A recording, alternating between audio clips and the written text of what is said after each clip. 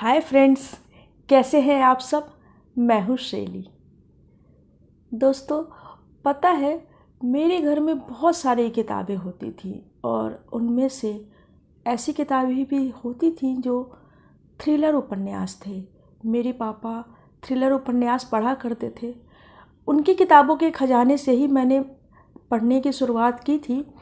लेकिन थ्रिलर उपन्यास मुझे तब नहीं भाता था जब उपन्यास की शुरुआत कर भी दी थी। मुश्किल से एक आध कभी पढ़े भी, पर तब पसंद नहीं आते थे।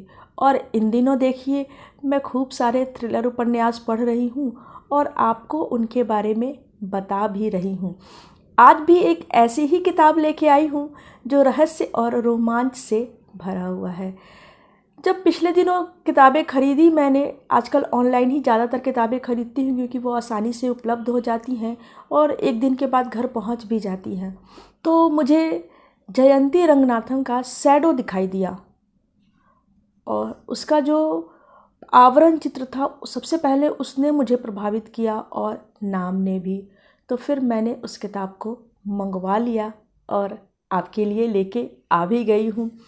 जयंती रंगनाथन से आप परिचित होंगे, पेशे से लेखिका पत्रकार हैं।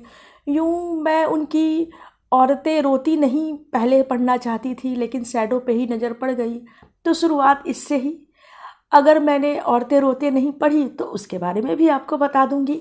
शैडो रहस्य रोमांच से भरा हुआ उपन्यास है और ऐसी किताब है कि हाथ में लेने के बाद छूटती ही नहीं है।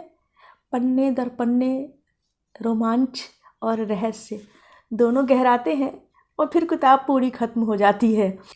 मृत्यु के बाद क्या होता है, इस प्रश्न से तो नचिकेता भी जूझ रहा था।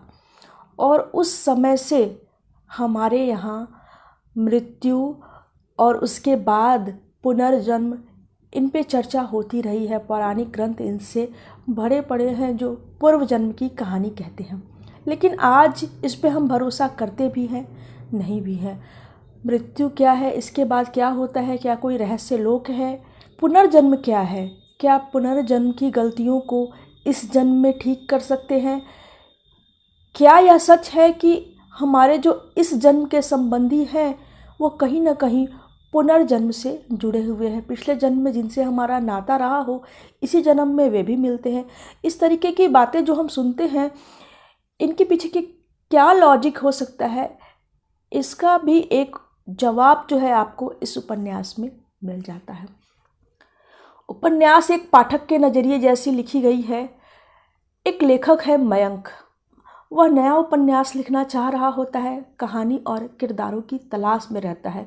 उसी समय उसकी जो मंगेतर है पूर्वा, उसे एक लड़की के बारे में बताती है। काव्या नाम है उसका। उसकी जीवनी को सुन के मयंक को लगता है कि अरे, मुझे अगला उपन्यास इसके ऊपर ही लिखना चाहिए।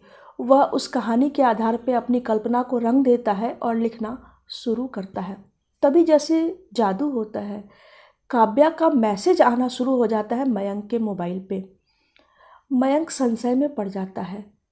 काव्या तो अपने पति के मर्डर के बाद से गायब हो गई थी, तो उसके मैसेज कैसे आ रहे हैं, और सबसे बड़ी बात, काव्या को यह मालूम कैसे हुआ कि वह उसके ऊपर कुछ लिख रहा है। वह जुट जाता है उस तलाश में कि काव्या कहाँ है और शुरू हो जाता है रहस्य रोमांच का सफ़र। यह सफ़र दिल्ली से वायनाड तक जाती है। वायनाड की खूबसूरती, रास्तों का वर्णन आपको इस उपन्यास में मिलता है। अच्छा लगेगा वह सब भी। काव्या मिलती तो है मयंक को, पर क्या वह मिलके भी मिलती है? काव्या तो जैसे इंसान ही नहीं है, और अगर वह इंसान नहीं है तो कौन है वह? क्या शैडो है? क्या किसी का पुनर्जन्म है? इन प्रश्नों के जवाब आपको उपन्यास में ही मिलेंगे। पहले मैं रहस्य खोलूँगी तो आपको उपन्यास पढ़ने में फिर मज़ा तो आएगा नहीं। किरदार इसमें बहुत नहीं है, लेकिन जो भी है वे महत्वपूर्ण है। शोभित नाम का कैरेक्टर यहाँ आपको मिलता है, जो कि रिग्रेशन थेरेपिस्ट है।